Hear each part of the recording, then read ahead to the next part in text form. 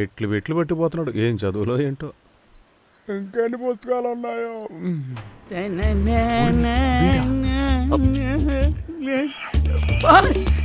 ఏంటి భాష అప్పుడే వచ్చారు? ఆ ముఖ్యమైన మ్యాటర్ దొరికిందా? అవును, ఎవరింటికి పెట్లు? సారింటికే తీసుకెళ్తున్నా.